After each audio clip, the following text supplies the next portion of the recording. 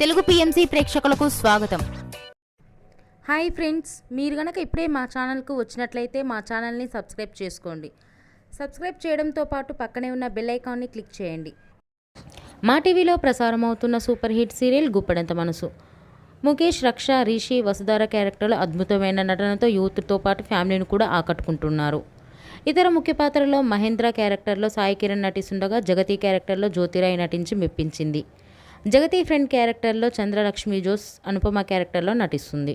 తాజాగా రిషి, వసుధార వారి లేటెస్ట్ ఫొటోస్ని అభిమానులతో పంచుకున్నారు. ఆ ఫొటోస్ని మనం కూడా చూసేద్దాం.